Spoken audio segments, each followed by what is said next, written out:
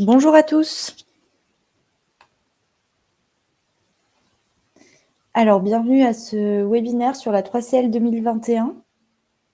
Je vois que vous êtes tous en train de vous connecter à l'événement. On va attendre 2-3 minutes, peut-être que tout le monde se connecte avant de démarrer. D'abord, est-ce que vous nous entendez bien et vous voyez bien mon écran ?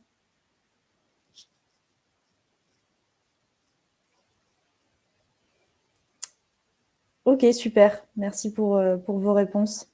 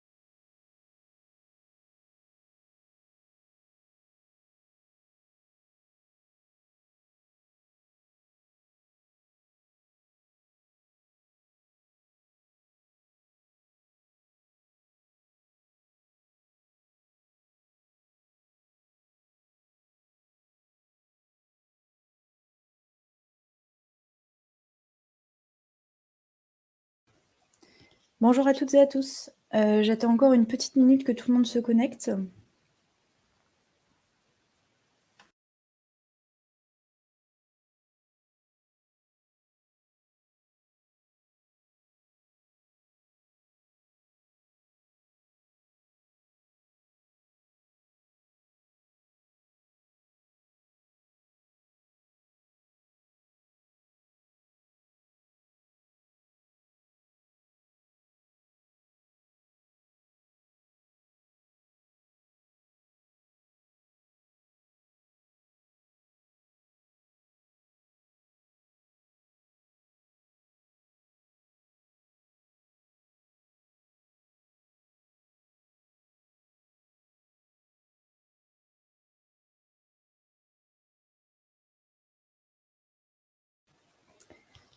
Bonjour à toutes et à tous, bonjour à ceux qui nous ont rejoints en cours de route. Alors, je vous propose de commencer le webinaire. Donc, bienvenue à ce webinaire sur la réforme de la méthode 3CL 2021. Donc, comme vous le savez, l'audit énergétique et l'évaluation énergétique sont en pleine évolution et en pleine réforme, notamment liée à la réforme de cette méthode 3CL 2021. Nous, en tant qu'éditeur de logiciels, on est justement en train d'appliquer cette nouvelle méthode de calcul thermique à notre logiciel. Et on vous propose en fait ce webinaire d'information pour vous présenter un peu l'état des connaissances actuelles, à la fois sur la réforme et sur la nouvelle méthode de calcul 3CL 2021. Pour information, ce webinaire sera enregistré et vous aurez un accès au replay à la fin du webinaire. Le lien vous sera envoyé par mail. Et si vous voulez, vous pouvez poser vos questions dans l'onglet questions en bas à droite. Peut-être avant de commencer, on peut faire un petit tour de table. Donc moi, je m'appelle Julie Versmith, je suis responsable du produit Casbah et experte en rénovation énergétique des logements. Je laisse la parole à mes collègues Julien et Romain pour se présenter. Bonjour à tous, du coup, Julien Parc, donc je suis responsable d'activité au sein du bureau d'études Pouget Consultant et je travaille en étroite collaboration avec Casbah. Et bonjour à toutes et à tous. Je suis Romain Bonnep de Rouget, donc je travaille au sein de Casbah en tant qu'expert en simulation énergétique du bâtiment et responsable du développement informatique du logiciel Casbah. Et peut-être juste, je crois qu'il y a certains qui ne nous entendent pas. Peut-être qu'il faut dans ce cas changer faut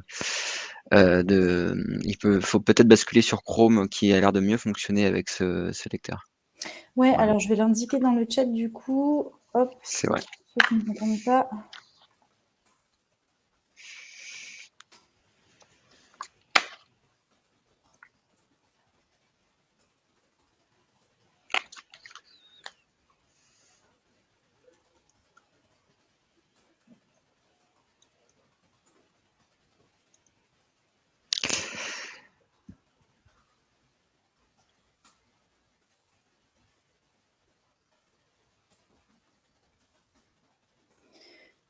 Voilà. Ouais, n'hésitez pas à recharger la page si vous avez des difficultés à nous entendre ou à voir l'écran. Et sinon, éventuellement, ouais, privilégier plutôt Google Chrome. Alors, ce qu'on vous propose du coup pour ce webinaire d'information sur la 3CL 2021, c'est d'abord de vous présenter un peu le contexte de la réforme. Donc, rappeler un peu, je vous présenterai un peu les chiffres clés et les objectifs de la réforme 3CL 2021.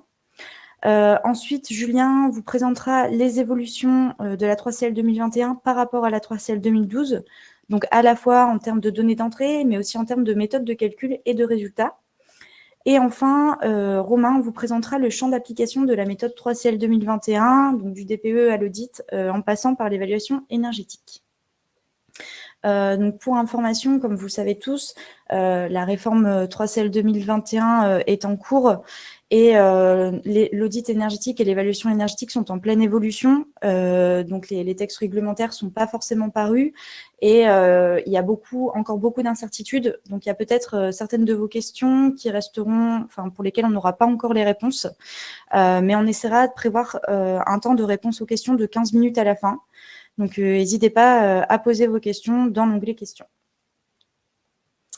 Peut-être, avant de rentrer dans le vif du sujet, je vous propose une petite présentation de Casbah, qui on est, et ça vous permettra un peu mieux de comprendre pourquoi on vous propose ce webinaire sur la 3CL 2021.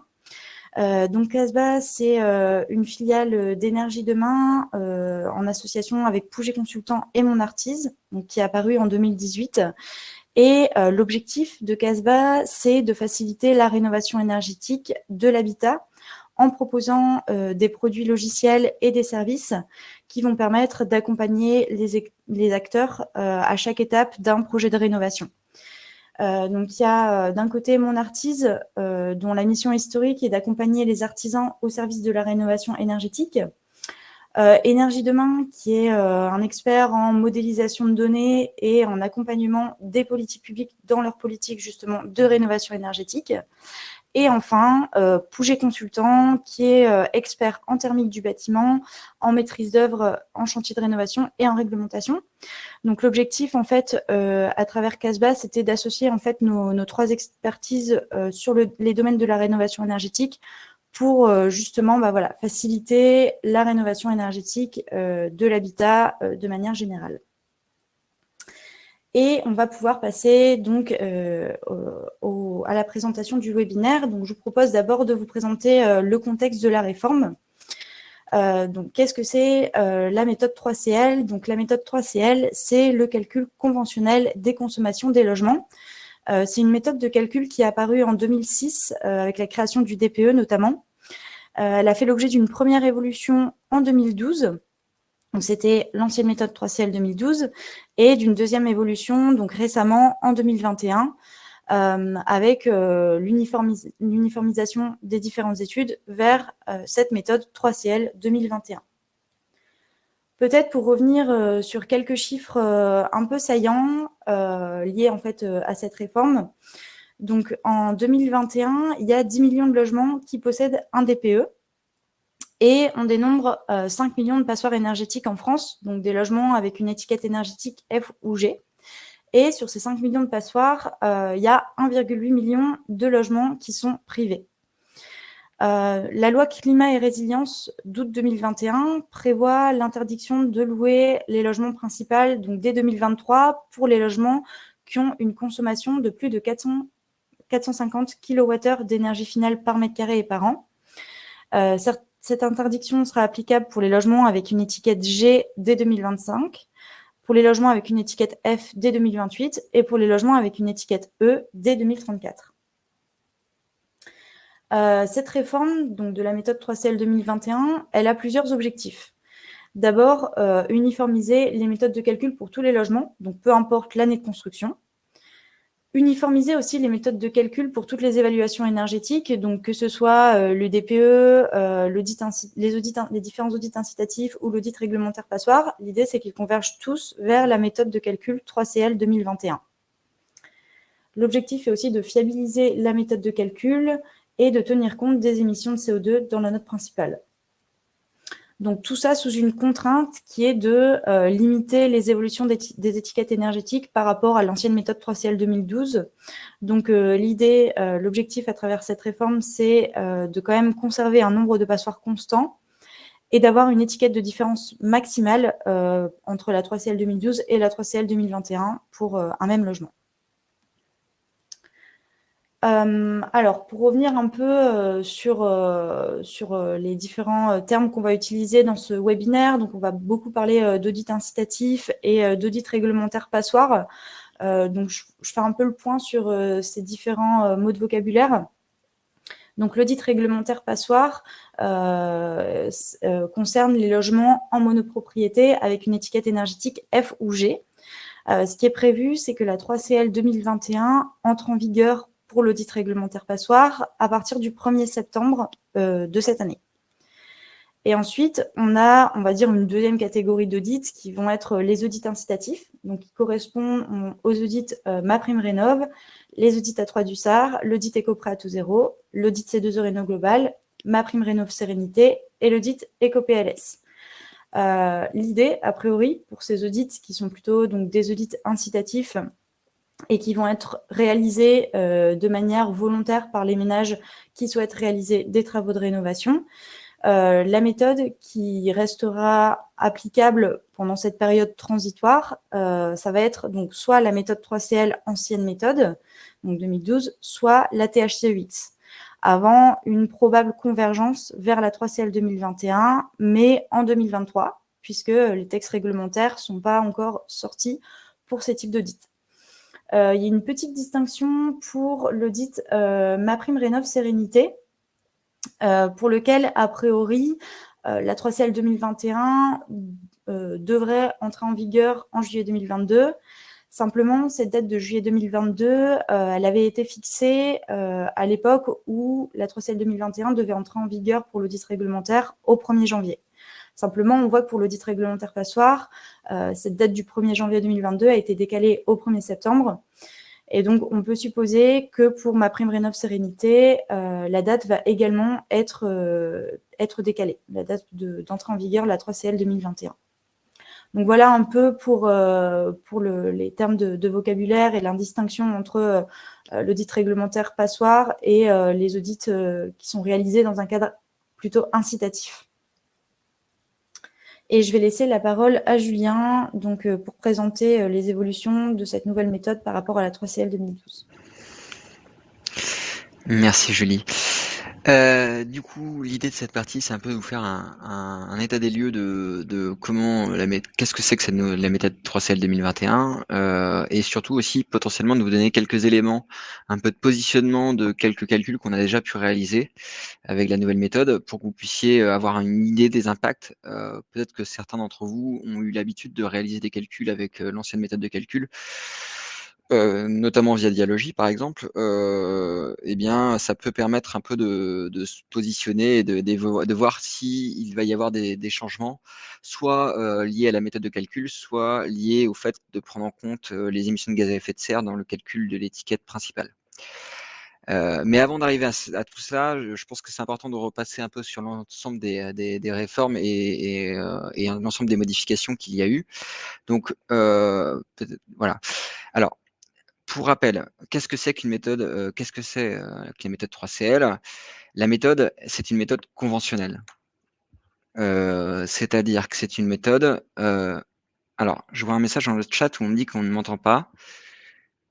Ouais, il semblerait que ce soit peut-être, Moi, je t'entends bien, Julien. OK. Je OK. vais essayer peut-être de remettre un peu plus proche, mon micro. OK, bon, très bien, ça a l'air on a l'air de m'entendre de manière générale. Je disais que du coup, la méthode 3CL, c'est une méthode conventionnelle, en tout cas dans sa version, de base, celle de la réforme. C'est-à-dire que c'est une méthode qui s'appuie uniquement sur les caractéristiques du bâtiment, puisque l'objectif, c'est de pouvoir comparer les bâtiments et les logements entre eux. Donc c'est dans sa version de base, c'est une, méthode qui vise vraiment à comparer 2 bâtiments entre eux et ça veut dire qu'elle ne prend pas en compte l'usage réel du bâtiment, elle s'appuie pour ça sur des hypothèses conventionnelles. Donc ces hypothèses conventionnelles, ce sont, par exemple, la température de chauffage et cetera. Elles sont listées d'ailleurs à la slide suivante, puisque, hop, si tu peux passer, voilà, merci. Donc pour ces occupations, donc on va prendre du coup on considère que le logement a une occupation qui correspond à un ménage moyen, donc avec une occupation du logement, de 16 heures en semaine et de 24 heures le week-end, des périodes d'absence pour prendre en compte les congés, une température intérieure conventionnelle de 19 degrés le jour et 17 degrés la nuit, ce qui peut paraître peu pour certains ménages, mais l'objectif, c'est vraiment de pouvoir se baser sur une température de consigne un peu fixe.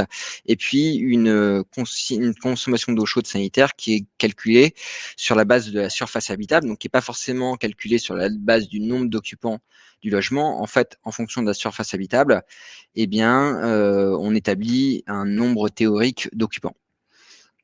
Donc, toutes ces données conventionnelles associées finalement aux données relatives aux bâtiments d'un point de vue énergétique permettent de caractériser les logements.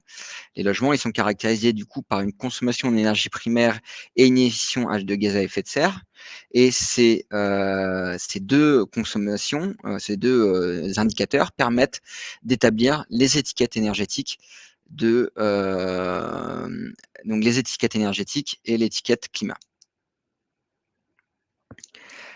Un petit changement quand même assez important, c'est que, alors c'est pas un changement par rapport à la méthode 3CL, mais pour les habitués de la méthode THCX, donc qui est la méthode réglementaire pour la réglementation de l'existant, désormais, enfin la 3CL 2021 est calculée vis-à-vis de la CHAB, ce qui pour du coup vous donner une ordre d'idée par rapport à ceux qui ont des résultats de calcul en tête, notamment par rapport au BBC par exemple, vient augmenter les consommations de chauffage et d'eau chaude sanitaire en moyenne de 10 à 20%, puisqu'on vient diviser par une surface qui est un peu plus faible. Donc c'est vraiment c'est par rapport à la CHAB et on prend en compte également les vérandas chauffées. Donc ça c'est un changement qui peut être important à prendre en compte dans le cadre des calculs. Une des principales évolutions de la méthode 3CL, c'est que désormais, elle est unique pour l'ensemble des logements. C'est-à-dire que dans l'ancienne méthode, il y avait des cas de logements pour lesquels on ne faisait pas de calcul, on ne réalisait pas de calcul, et finalement, on ne faisait que on établissait la consommation sur la base des factures, si elles étaient présentes. Donc cette méthode, du coup, elle est désormais unique pour l'ensemble des logements, en immeuble collectif ou en maison individuelle, et donc elle est applicable à 100% du parc de logements français.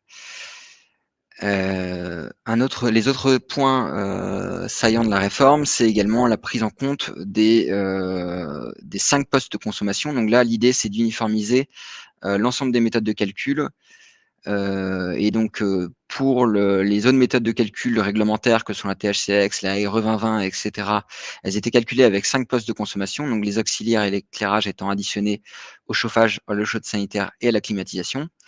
Un des enjeux de la réforme a été d'uniformiser ce point-là pour que les consommations prennent en compte les 5 postes de consommation désormais. Il y a eu également des évolutions au niveau du scénario d'occupation. Donc tout ça pour s'aligner encore une fois avec finalement ce qui peut être fait dans le cadre des autres réglementations. Donc notamment de la RE 2020, ça veut dire que finalement les horaires d'occupation et les températures de consigne sont alignés avec celles de la RE 2020. Les climats ont également été revus et se sont alignés notamment avec les zones climatiques. Alors que tandis que dans l'ancienne méthode de calcul, dans la 3CL 2012, on avait des climats qui étaient au niveau du département. Alors ça, on le verra tout à l'heure, ça peut avoir un impact assez important dans certaines zones climatiques. Donc on reviendra sur ce point-là tout à l'heure. Dans certains départements, ça pourrait avoir un impact assez important sur les consommations qui sont déterminées avec cette nouvelle méthode de calcul. Un point également saillant de la réforme, ça a été l'alignement de l'ensemble des hypothèses sur, notamment au niveau du tarif des énergies, des facteurs de conversion et d'énergie primaire, d'énergie finale en énergie primaire et des facteurs de conversion de l'énergie finale en émissions de gaz à effet de serre qui ont été alignés avec les hypothèses de la RE 2020. Donc là, une volonté finalement du gouvernement d'avoir une seule des hypothèses communes entre toutes les méthodes. Pareil, ces différents points peuvent avoir un impact assez important sur les consommations, notamment pour les logements chauffés à l'effet Joule. Alors, après, tout est relatif. Il y a d'autres critères qui, à mon avis, ont plus d'impact que celui-ci, mais ce changement dans la méthode de calcul est pas négligeable. Enfin, le point le plus important, il me semble, de la réforme, en tout cas celui qui va impacter le plus les futures rénovations et potentiellement les futurs niveaux qui vont être calculés, c'est finalement l'intégration d'un double seuil pour l'étiquette principale. Jusqu'aujourd'hui, il y avait deux étiquettes, une étiquette énergie, une étiquette climat. Désormais, l'étiquette, elle se calcule en fonction du du niveau de consommation en énergie primaire et du niveau d'émission de gaz à effet de serre. Donc on prend entre guillemets la pire des deux étiquettes énergie et climat pour déterminer l'étiquette énergie-climat. Alors ça, on va voir que ça a un impact qui est non négligeable, voire très important sur certains types de rénovations, notamment pour l'atteinte des étiquettes B, A et B. Et également, ça a un impact non négligeable pour évaluer les bâtiments qui sont classés en statut de passoire énergétique.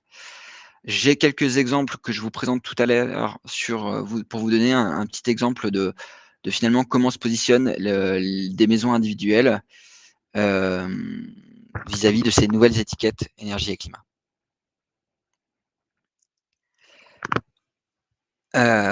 Et enfin, finalement, il y a d'autres indicateurs qui ont été créés avec la réforme qui n'existaient pas avant, ou alors qui ont été renforcés. C'est l'estimation des coûts, l'indicateur de confort d'été, l'indicateur de qualité d'enveloppe, qui reprend un peu finalement un niveau d'isolation pour correspondre à chacun des indicateurs. Et puis globalement, ce qui est basé sur une sorte de UBAT, hein, et ce qui permet de positionner finalement le logement vis-à-vis de sa qualité d'isolation. Alors, là, je vous présente ces éléments-là. Maintenant, ce que je voulais vous présenter pour rentrer un peu plus dans le concret, c'est quelques impacts concrets de la réforme. Le premier impact qui est assez intéressant et qui va avoir un impact notamment, alors peut-être pas en maison individuelle, mais en logement collectif, c'est le fait qu'il y a une révision complète du calcul des consommations d'eau chaude sanitaire. Et désormais, la méthode a changé et en fait, ça va avoir un impact très important sur les petits logements. Alors, c'est peut-être pas très clair parce que les couleurs sont peut-être pas visibles, mais il y a 3 courbes qui sont présentées sur le graphe qui est à l'écran. Il y a finalement la consommation,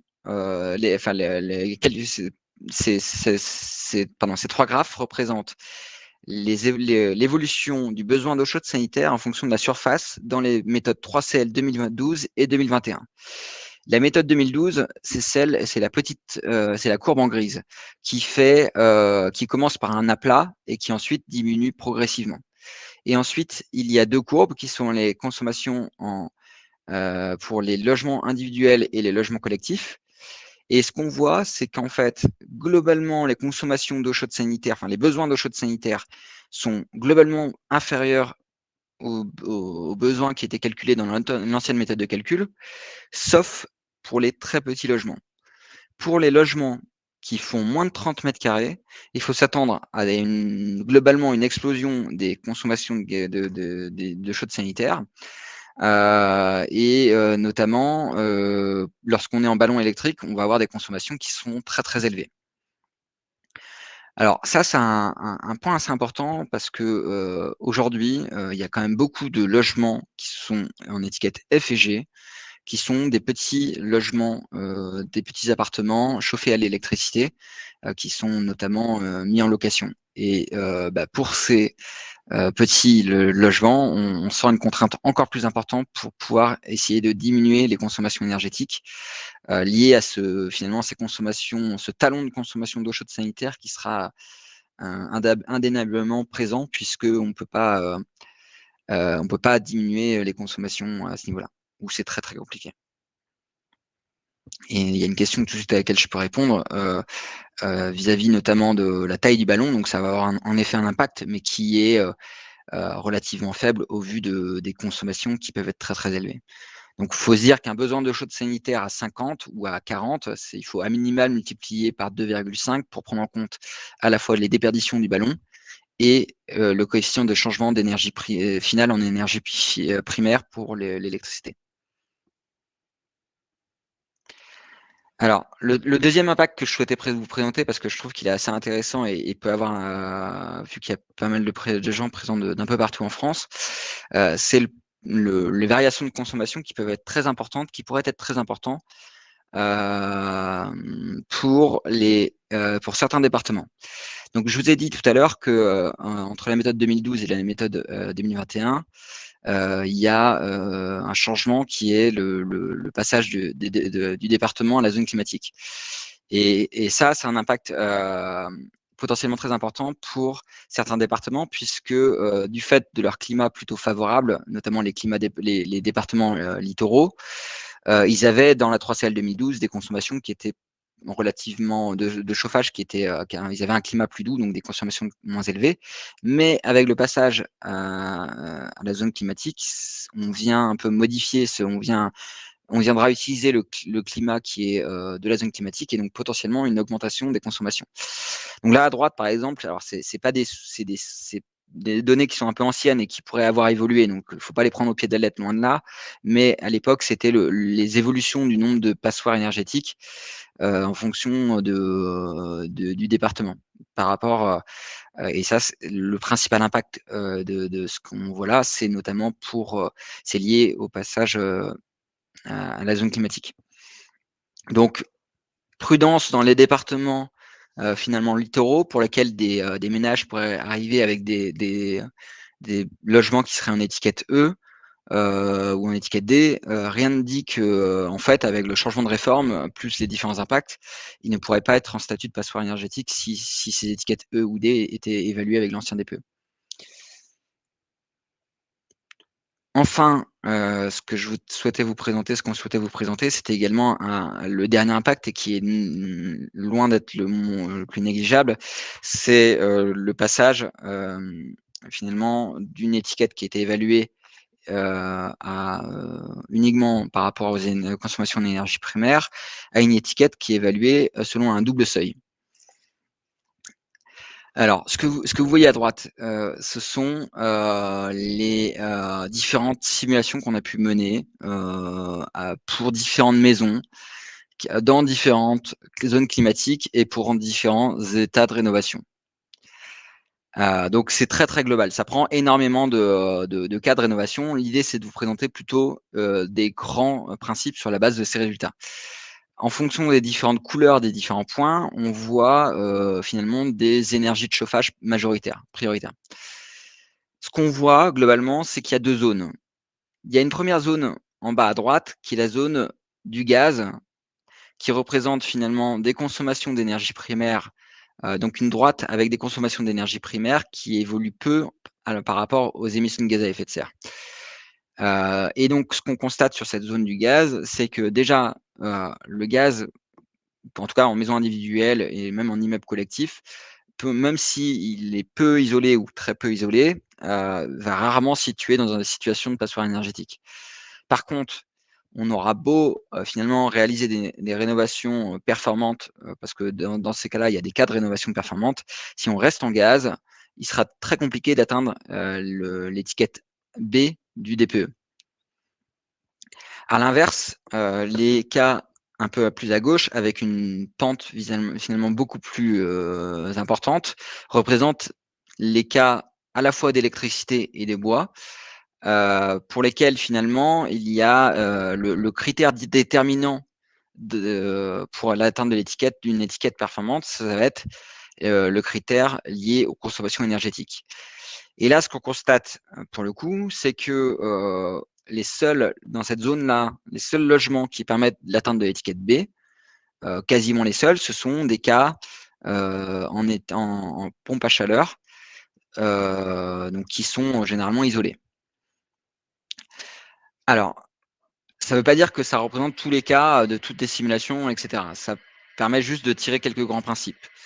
Globalement, il y a une quasi-incapacité d'atteindre des étiquettes performantes, donc A et B en joules, même avec du ballon thermo, en bois ou en gaz. Donc, seuls les cas finalement avec du chauffage thermodynamique permettent d'atteindre ces étiquettes. Et de manière générale, une maison, pour l'atteinte de l'étiquette C, il faut soit un bâtiment isolé plus du gaz, soit un bâtiment isolé plus du bois, soit un bâtiment isolé en restant en effet joule dans certains cas, donc par exemple en ajoutant un ballon thermo en zone H3, ou alors un bâtiment qui est moyennement isolé avec une pompe à chaleur, voire quasiment pas isolé avec des pompes à chaleur en zone H3. Alors, je parle de ça pourquoi aujourd'hui on a l'habitude de voir le niveau BBC, enfin celui qui est généralement visé, c'est un niveau qui est uniquement en énergie primaire. Cependant, on sent bien qu'avec notamment l'intégration d'une définition de la rénovation performante dans la loi climat et résilience, de l'intégration de niveaux qui doivent être recherchés dans le cadre de l'audit passoire qui sont relatifs aux étiquettes DPE, et il atteint notamment des étiquettes A et B qui est recherché, que finalement l'ensemble des dispositifs d'aide vont pousser à la rénovation autour des étiquettes B. Et que ça a un impact non négligeable, que certains logements vont avoir des difficultés d'atteindre ces étiquettes, ou sans passer par certaines énergies.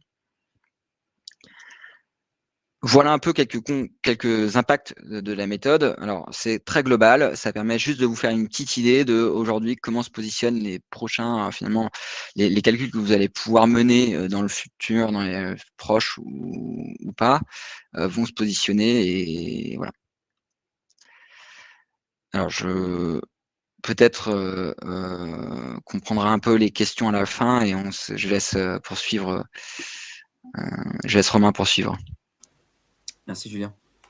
Donc dans cette dernière partie, en fait, on va essayer de faire un petit point sur l'extension progressive du champ d'application de la 3CL 2021, qui a commencé avec d'abord le diagnostic de performance énergétique, qui s'étend progressivement aux différents types d'audits. Je peux passer, Julie. Yes, merci. Donc, on retrouve le tableau que vous avez vu précédemment avec tout d'abord les deux premiers exercices que sont le DPE et l'audit réglementaire passoire, qui sont rentrés respectivement en vigueur le 1er juillet 2021 pour le DPE et qui devraient rentrer en vigueur pour l'audit réglementaire passoire au 1er septembre 2022. Date qui avait été confirmée, mais avec une clause de revoyure en juin en fonction de l'état d'avancement des logiciels. Donc, il y a une très légère incertitude encore sur cette date, mais jusqu'ici, c'est cette date qui est annoncée. Et on a une dernière colonne qui est affichée dans ce tableau qui permet de rendre compte de la nécessité ou non d'ajouter une évaluation des consommations en tenant compte du comportement réel des usagers du logement ou de se contenter d'un calcul conventionnel. Donc, dans le cadre du DPE et de l'audit réglementaire passoire, il y a uniquement le calcul 3CL 2021 qui est demandé et donc une méthode conventionnelle uniquement, pas de calcul adapté au comportement réel des occupants. Ensuite, dans le cadre des audits incitatifs, donc on a remis ici les différents exercices MaPrimeRénov' Sérénité, MaPrimeRénov' classique, les différents audits A3, etc. On a deux points saillants qui ressortent. Tout d'abord, la plupart des audits incitatifs devraient avoir une entrée en vigueur supposée de la 3CL 2021 autour de 2023. On n'a pas encore de date précise sur quand en 2023, avec toutefois un point saillant, si tu peux le passer, Julie, sur MaPrimeRénov' Sérénité, où aujourd'hui, la date annoncée est toujours de juillet 2022.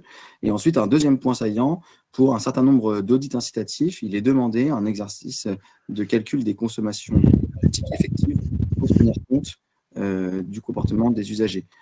Aujourd'hui, on n'a pas encore de visibilité au-delà de 2023 sur le maintien ou non de cet exercice, de son caractère réglementaire, recommandé ou non.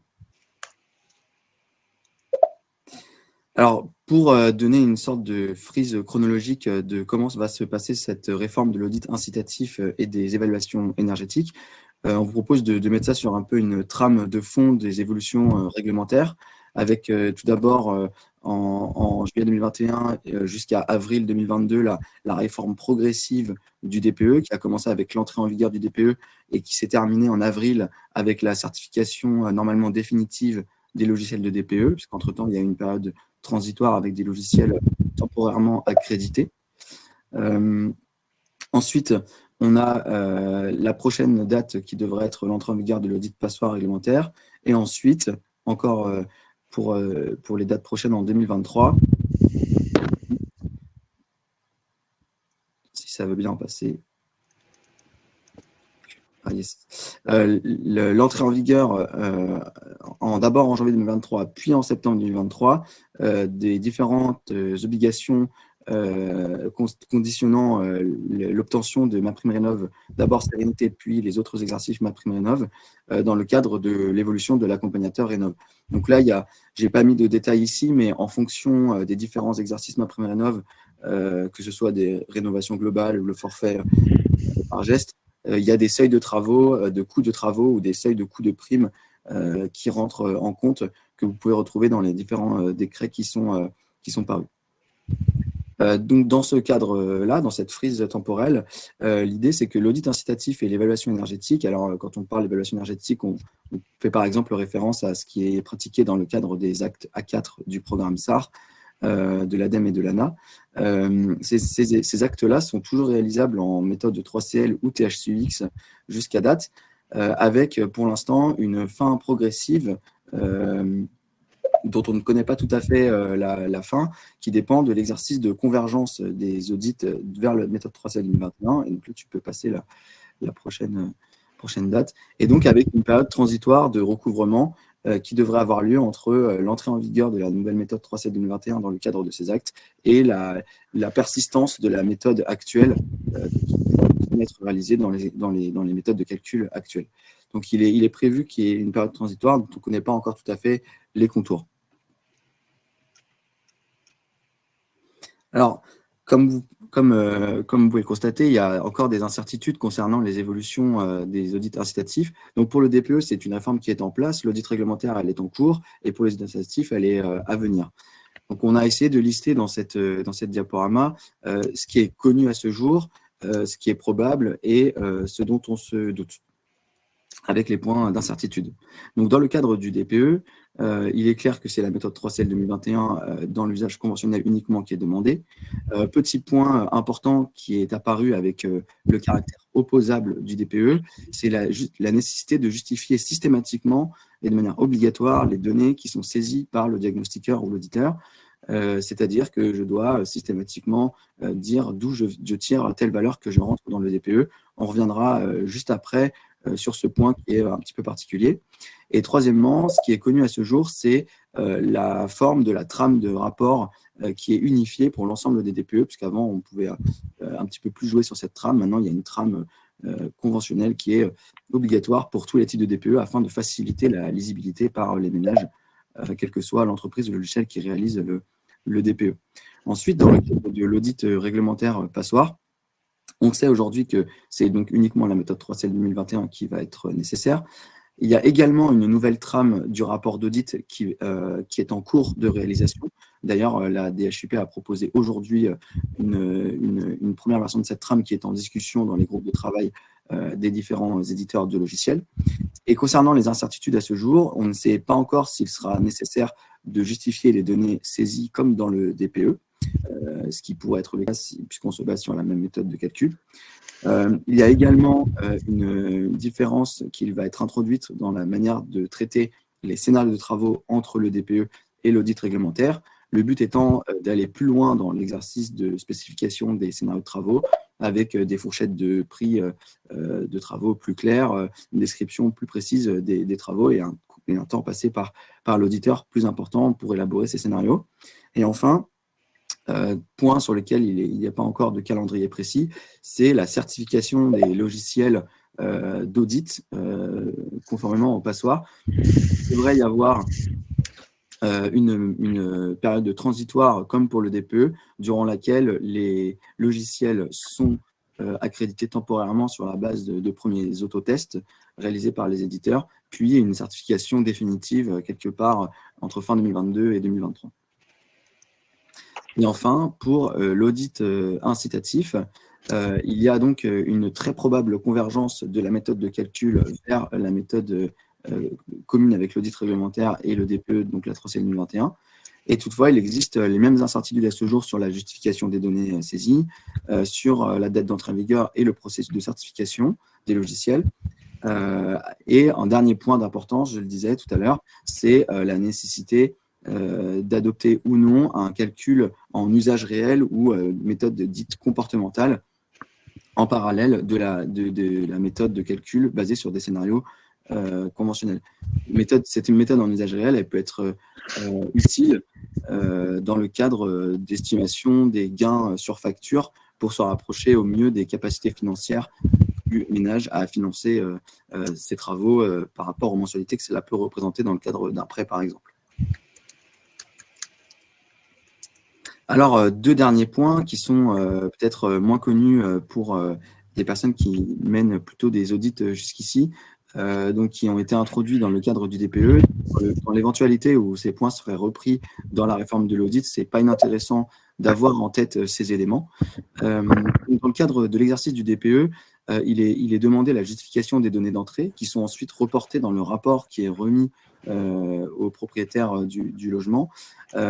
Et pour chacun des champs qui sont saisis par l'auditeur et qu'il va pouvoir collecter lors de sa visite, il va devoir dire si les valeurs ont été observées ou mesurées sur place, par exemple la longueur d'un mur.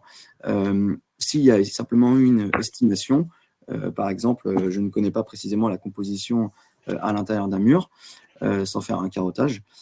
Si c'est un document qui m'a été fourni, par exemple une facture d'un artisan qui assure avoir installé tel matériel, si c'est une donnée qui est issue d'une donnée en ligne, par exemple les données d'altitude qui peuvent être issues d'un service cadastral ou de l'hygiène de manière générale, et enfin une donnée par défaut dans le cas où il est clair qu'on n'a pas pu obtenir la donnée autrement et donc on se reporte sur les données par défaut prévues par la méthode de calcul. Ensuite, dernier point, c'est sur les différents scénarios qui sont demandés dans le DPE. Dans le cadre de l'audit réglementaire, c'est globalement similaire sur ce qui est demandé, avec la nécessité de proposer des scénarios qui permettent d'atteindre l'étiquette A ou B. Donc, dans le cadre du DPE, il s'agit d'une rénovation en deux étapes maximum, avec la nécessité d'atteindre l'étiquette A ou B et une étape intermédiaire possible. Donc, ce sont des scénarios qui sont cumulatifs. Donc, quand je fais le scénario qui m'emmène en A ou B, j'inclus les scénarios de l'étape intermédiaire. Ensuite, le dernier point sur la spécification de ces scénarios de travaux. Le rapport DPE contient une mise en forme qui se veut lisible pour l'usager des travaux dits essentiels, donc du premier scénario, et des travaux envisagés, donc du deuxième scénario qui m'emmène en étiquette A ou B. Le rapport intègre des recommandations d'usage et d'entretien en plus des scénarios de travaux. Et pour chacun des lots de travaux, il est prescrit une description assez sommaire des travaux à réaliser et des performances minimales recommandées pour atteindre les performances. L'idée, c'est que dans l'audit, cette partie-là soit renforcée pour obtenir des fourchettes de prix plus précises et des spécifications techniques plus claires. Merci à tous. Du coup, je vous propose de passer à la session de questions-réponses avec Julie et Julien. Ah, on ne t'entend pas, Julie, je crois que ton micro est coupé. Ouais, pardon. Merci à tous pour votre attention. Bon, voilà, l'idée, c'était de vous présenter un peu la réforme. Il y a encore, comme j'expliquais en introduction, encore beaucoup d'incertitudes, parce qu'on est justement en plein dans la réforme. On va essayer quand même de prendre les questions et essayer d'y répondre. Je vois que Julien a répondu à quelques questions dans l'onglet chat. Alors, on a une première question de Christophe. Donc, connaissez-vous la date de fin d'application de la méthode 3CL ancienne version pour MaPrimeRénov'?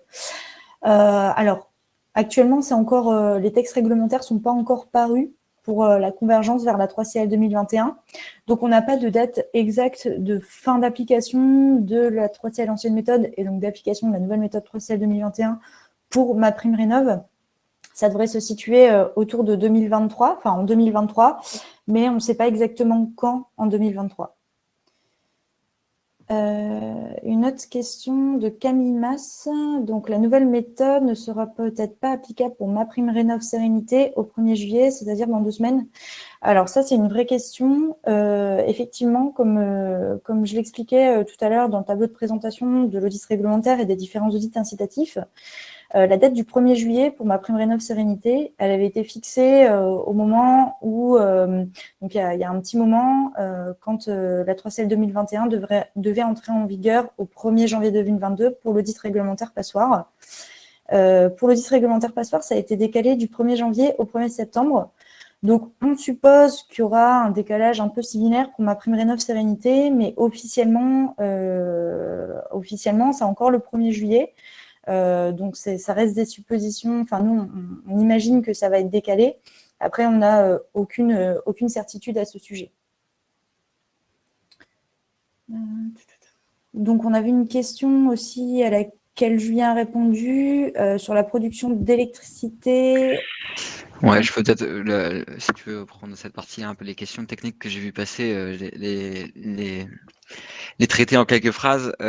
Donc, il y a eu plusieurs questions. Donc, il y a eu une première qui est revenue et je vais peut-être y répondre tout de suite sur la question du bois. Donc, en effet, le coefficient de conversion d'énergie finale en énergie primaire pour le bois est à 1, contrairement à notamment la méthode, pour ceux qui sont habitués du niveau BBC, etc., où c'est à 0,6. C'est un choix qu'a fait le gouvernement. Je sais pas si, en tout cas le ministère, je ne sais pas si c'est fait en connaissance de cause ou pas. Je pense que oui, sachant que c'est vraiment aligné aussi avec les hypothèses de la RE 2020. Donc, je pense qu'il y a eu aussi cette volonté d'avoir une certaine uniformisation. Mais c'est clair que ça, étant donné les rendements des systèmes de chauffage bois, de manière générale, ça vient contraindre fortement l'atteinte de l'étiquette B pour les bâtiments chauffés au bois, même très bien isolés. Une deuxième question qui était sur finalement comment se positionnait l'eau chaude sanitaire solaire. Alors, même, je ne vais pas dire que ça passe pas dans tous les cas, mais je dirais que, comme je vous l'ai présenté tout à l'heure, les consommations d'eau chaude sanitaire, dans le cas général, ont diminué avec la méthode de calcul, ce qui fait que le besoin d'eau chaude sanitaire est assez bas, en fait. Et du coup, lorsqu'on vient installer un système solaire qui vient, largement diminuer les consommations d'eau chaude sanitaire uniquement, c'est généralement pas un facteur, sauf à être à la limite avec l'étiquette inférieure de changement d'étiquette. Et rarement, en tout cas, ça l'est, pour permettre l'atteinte de l'étiquette B tout en restant en gaz. Et une troisième question qui est revenue assez régulièrement sur la question un peu technique, sur la photovoltaïque. En effet, donc le photovoltaïque, c'est uniquement la part d'autoconsommation qui est prise en compte dans les calculs avec la 3CL 2021. Voilà un peu pour les questions techniques. Ok, merci Julien. Alors, on va essayer de prendre les questions suivantes. J'en ai vu une concernant les équipements innovants. A priori, excuse-moi. Ah oui, la question, c'était la méthode 3CL 2021 va-t-elle permettre de modéliser des équipements innovants? Je peux te laisser répondre, Romain, du coup. Alors, il y a une mise à jour en fait des listes d'équipements par rapport à la méthode 3CL 2012 qui effectivement contenait une liste d'équipements qui commençait à dater. Donc, effectivement, la 3CL 2021 intègre des équipements plus à jour et des rendements également correspondant aux standards du marché. Je ne sais pas si ça correspond totalement à la réponse. Merci Romain. Alors, on avait aussi une question. Quel facteur de conversion prenez-vous pour l'électricité, 2,3 ou 2,58 ? Ouais, Julien, je te laisse. Ouais, alors déjà dans la formulation, c'est pas un prenez-vous, hein, c'est quelle est la méthode. On n'a pas d'impact sur la méthode, on ne fait que l'appliquer entre guillemets. Ce qui a été présenté, c'est que c'est un coefficient qui est pris à 2,3. Par contre, ce que je présentais tout à l'heure, c'est que ça ne permet pas non plus des changements drastiques, hein. Un logement électrique consomme globalement et globalement reste avec des étiquettes peu performantes, même lorsque c'est isolé. En tout cas, on peut atteindre l'étiquette C dans certains cas, mais voilà. Et je vois qu'il y a pas mal de questions. Alors, je pense qu'on est comme vous, hein, on n'a pas toutes les réponses sur les dates d'application, etc., parce que rien n'est sorti officiellement. Mais ce qu'on voulait vous présenter un peu aujourd'hui, c'était aussi qu'il y avait cette uniformisation et quels impacts ça pourrait avoir. Donc après, évidemment, il y a des questions qui se posent sur est-ce que ça s'applique en copropriété, etc. Je pense qu'on n'a pas toutes les réponses aujourd'hui. Oui, effectivement. Merci Julien. On a aussi une question. Donc, la méthode THCX sera-t-elle encore applicable en 2023 ? Les textes réglementaires ne sont pas encore sortis à l'heure actuelle, mais l'idée, c'est qu'il y ait une convergence vers la méthode 3CL 2021 et que de ce fait, la THCX et la 3CL 2012 deviennent obsolètes. Pour l'instant, il n'y a pas encore les textes réglementaires qui le disent, mais c'est l'idée qu'il y ait une convergence et une disparition de ces méthodes de calcul.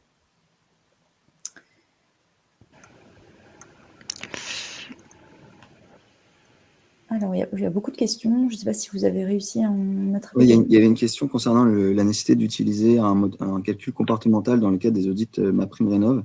Alors, actuellement, la question contient actuellement. Donc, actuellement, oui, si on en croit les textes audits MaPrimeRénov'. Donc, pour l'instant, si on utilise strictement un moteur 3CL 2021, effectivement, ça ne suffit pas pour répondre à cette exigence et il faut additionner ça à un calcul comportemental. Ensuite, pour la convergence qui sera réalisée en 2023, on ne sait pas si le calcul comportemental sera maintenu ou non.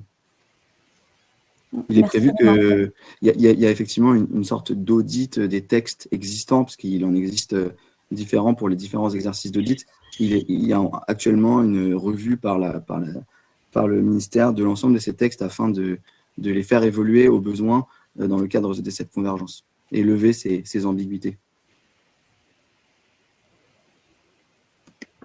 Il y a pas mal de questions aussi sur l'intégration de la 3CL 2021 dans notre outil Casbah. Donc pour ceux qui connaissent, donc effectivement, nous, on est éditeur de logiciels donc on édite le logiciel Casbah. On fait partie effectivement des groupes de travail pour mettre à jour notre moteur de calcul et converger à la 3CL 2021 également. Donc pour l'instant, c'est en cours. Le process d'accréditation est assez long.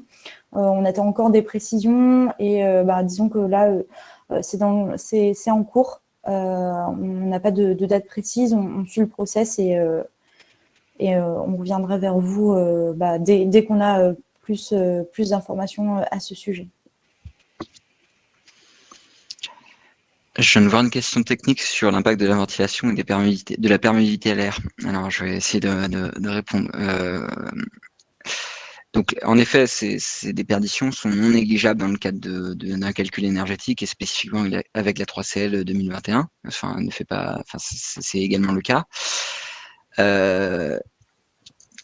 Il faut différencier, je pense, les cas un peu de base, c'est-à-dire que lorsqu'on fait un audit et qu'on ne suit pas finalement s'il y a un dispositif d'aide qui est associé à finalement l'atteinte d'une certaine performance. il faudra a priori justifier si un choix a été fait dans l'audit de préconiser une perméabilité à l'air qui est inférieure à celle qui est prise par défaut. Néanmoins, il y a des critères qui permettent de calculer par défaut la perméabilité à l'air dans la méthode 3CL 2021, qui dépendent de la période constructive, c'est-à-dire qu'en fonction de la période constructive, il y a des coefficients Q4 qui sont différents, qui dépendent également du niveau d'isolation, puisque si on vient isoler, de mémoire, on vient diminuer le coefficient de Q4, et également, enfin, il y a, ça prend en compte aussi en fonction du type de menuiserie. Voilà. Après, globalement, dans le cadre d'un audit, a priori, on peut venir choisir cette valeur en fonction du projet de travaux qui est visé, et du coup, peut-être essayer de viser une meilleure perméabilité à l'air que celle qui est automatiquement prise en compte dans le calcul. Donc, a priori, oui, la donnée du test infiltro pourra être saisie. En tout cas, les outils de calcul le permettent aujourd'hui. Merci Julien. Alors, on a d'autres questions qui arrivent.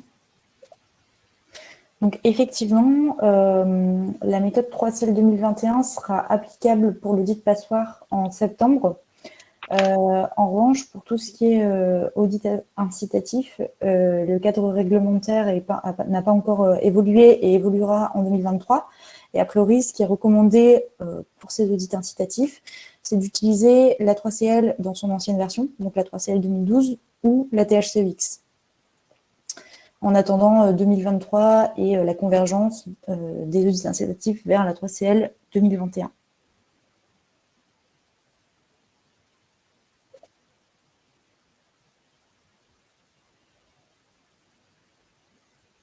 Alors, je vois une question que j'ai vu passer tout à l'heure, à laquelle malheureusement j'ai pas trop la réponse, puisque c'est difficile d'analyser avec juste ces données-là, mais quelqu'un qui présente un cas avec une isolation en effet très très performante, hein.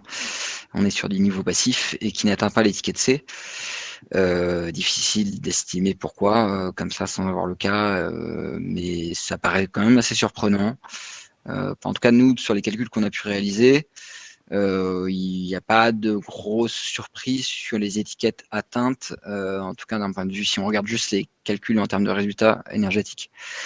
Après, peut-être que c'est ici une situation un peu particulière. J'ai pas tout dépend également du rendement du chauffage bois, parce que comme on l'a vu tout à l'heure, comme je l'ai indiqué, globalement, on a un rendement qui est du bois, enfin un coefficient de F vers EP du bois qui est à 1.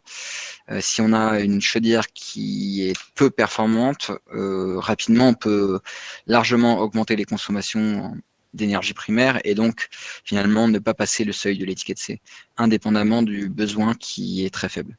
Voilà, alors mais encore une fois, c'est difficile de se prononcer comme ça, mais c'est en effet très surprenant et ça peut expliquer, ça peut être une des explications.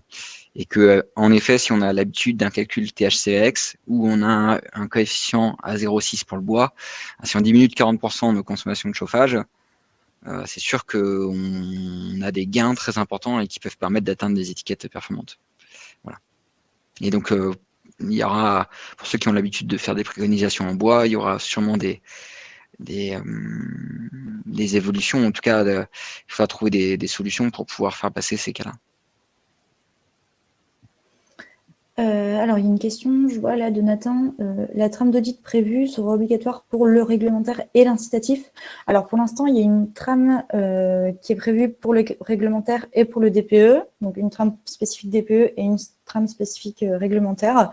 Pour l'instant, pour l'audit incitatif, il n'y a pas de trame de prévue. Il y en aura peut-être une qui arrivera en 2023, mais pour l'instant, elle n'est pas prévue. Alors, on a un exemple, parce qu'il demande, Nathan, pour le DPE, oui, parce qu'elle est officielle. Pour l'audit réglementaire, elle est justement en train d'être discutée, donc on ne peut pas divulguer les documents en cours de discussion entre les éditeurs.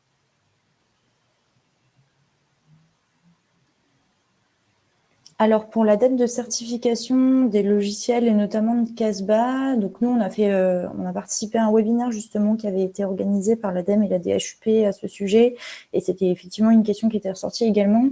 Il prévoyait en fait une période de test et d'autotest des logiciels entre septembre et décembre pour une certification des logiciels en janvier.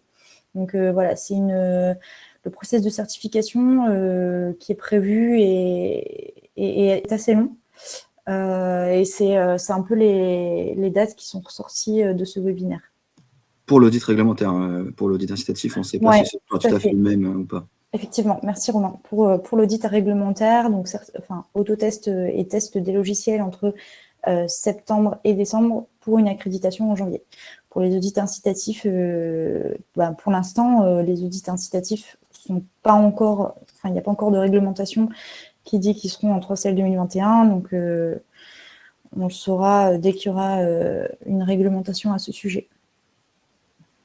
Il y a une question de Lionel qui concerne les évaluations énergétiques. Alors, elles ont effectivement, la question a été traitée, hein, je ne sais pas si vous avez vu à la fin, on a mentionné évaluation énergétique ou audit incitatif.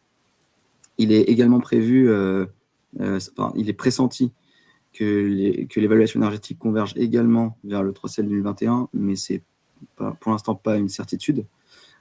Et pour le moment, faute d'outils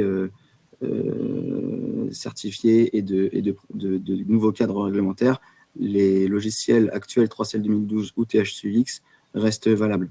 Donc pour 2022, la stratégie, ça peut être de maintenir l'utilisation actuelle des logiciels que vous avez présentement en main, et lorsque ces anciennes méthodes de calcul seront interdites, de passer à la nouvelle méthode lorsqu'elle sera mise à jour. Donc pour cela, il faut guetter en fait les mises à jour de la foire aux questions et du guide des actes métiers SAR qui sont régulièrement mis à jour par l'ADEME et l'ANA.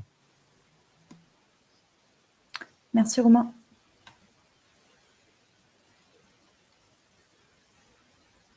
Alors, je vois qu'il y a vraiment beaucoup de questions.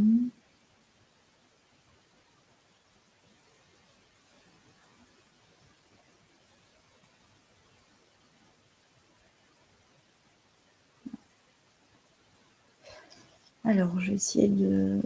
Il y en a une, tu as vu, de Dominique May pour les maisons individuelles classées F ou G lors de la vente ou la location. Est-ce que le DPE ou l'audit réglementaire passoire sont obligatoires et à partir de quand? Donc, oui, le DPE donc, reste obligatoire comme aujourd'hui, et l'audit réglementaire, dans le cas où le DPE donne une note F ou G, est obligatoire. Merci Romain. Alors, il y a beaucoup de questions qu'on n'a pas pu traiter. Effectivement, je vois que l'heure tourne et vous avez quand même beaucoup de questions. N'hésitez pas à nous recontacter si vous avez des questions, peut-être après le webinaire. Nous, de toute façon, on va vous transmettre le support de présentation. Et puis, on pourra éventuellement vous transmettre la trame de rapport DPE, puisque ça a été demandé pour que vous ayez un petit aperçu. En tout cas, merci à tous pour votre attention. Voilà, on n'a malheureusement pas pu répondre à toutes les questions parce qu'il y a eu beaucoup de questions, mais merci de votre attention et de votre participation à ce webinaire. Donc, on vous envoie tout ça et puis on vous souhaite un bon appétit à tous.